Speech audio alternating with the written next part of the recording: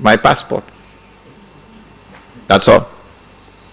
So if ever you get the news that Imran Hussein blew up the moon,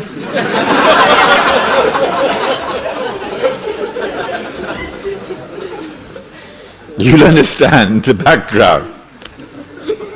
They're holding it. They have not as yet used it. But the more I talk about it, the less likely that they can use it. My passport, therefore my identity. Why so many Saudis? It's suspicious. And why these middle-of-the-road Saudis? The answer is because Saudi Arabia, the government of Saudi Arabia, has a friendly relationship with the United States. In fact, there is something common between the state of Saudi Arabia and the state of Israel which would surprise you. They are sisters.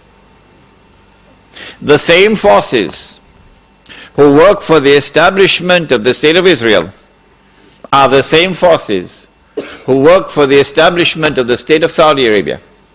The same forces who have kept Israel alive today and guaranteed Israel's security are the same forces who have kept Saudi Arabia alive today and has guaranteed Saudi Arabia's security. And when the state of Israel is to be destroyed, Saudi Arabia also goes down into the garbage bin. They're sisters. But at the moment, the friendly relations and the good press which Saudi Arabia receives in the media in the United States of America, and the fraternal relations between the government of Saudi Arabia and the government of the United States stands in the way of those who attacked America on September the 11th. In what way?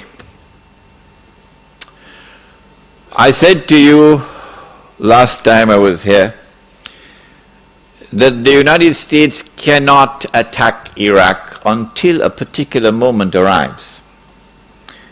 And I gave you some homework. I ask you to think.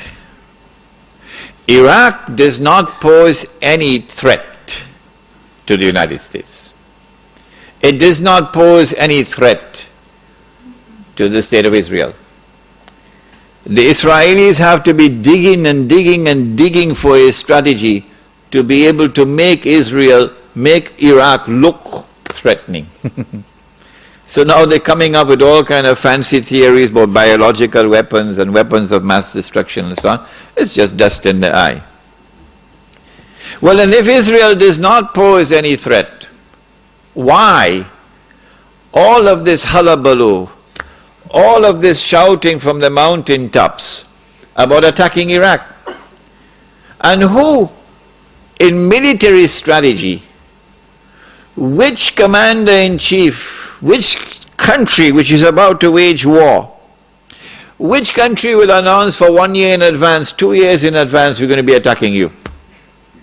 And then publish in the newspapers all kinds of alternative strategies, how to attack. It sounds suspicious. Sounds like the attack on Iraq is not for military purposes.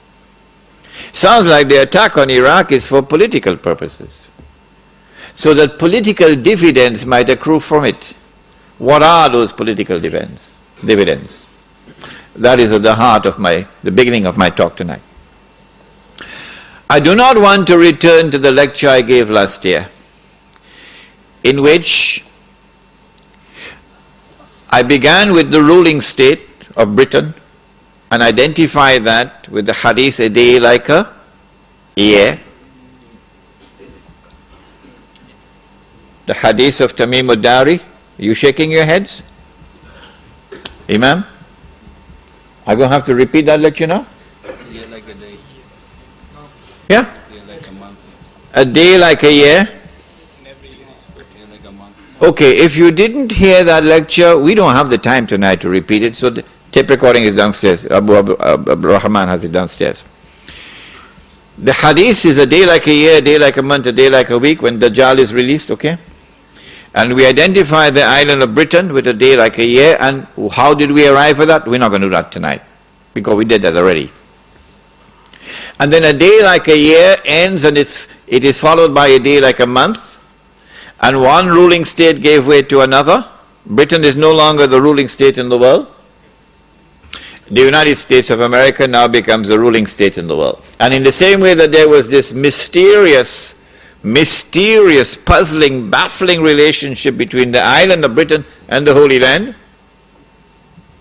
starting from the Balfour Declaration, so too now you have this mysterious, mystifying, baffling relationship between the United States of America and the State of Israel, which was so clearly apparent in Durban, World Conference on Racism and Racial Development, Racial Discrimination, when Israel walked out of the conference because the whole world combined to condemn Israel for its atrocities on the Palestinian people.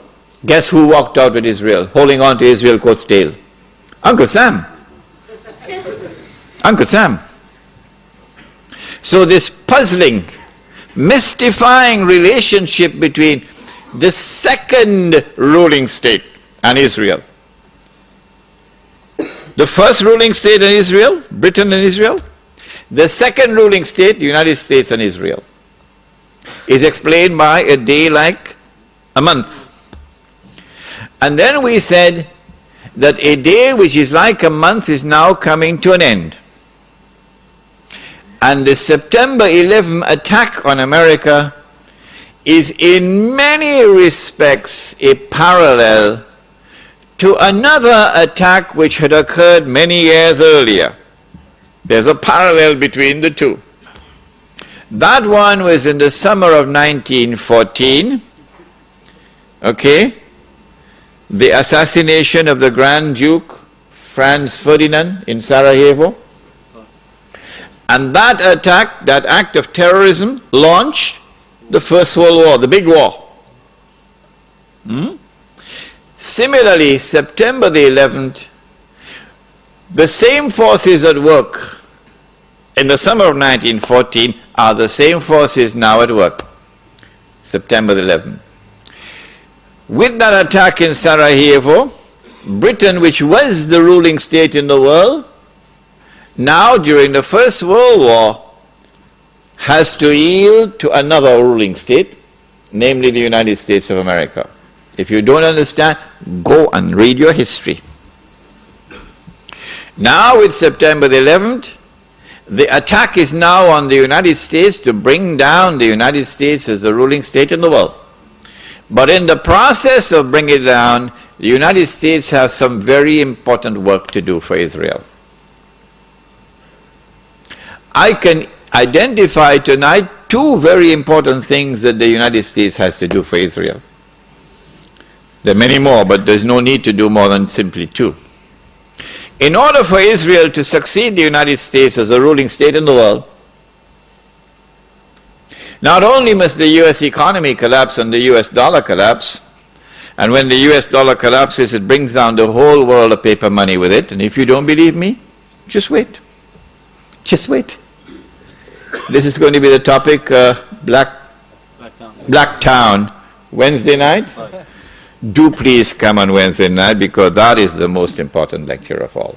Islam and the international monetary system. Please come on Wednesday night for that lecture. Not only must the United States collapse its economy and its money, but in addition, Israel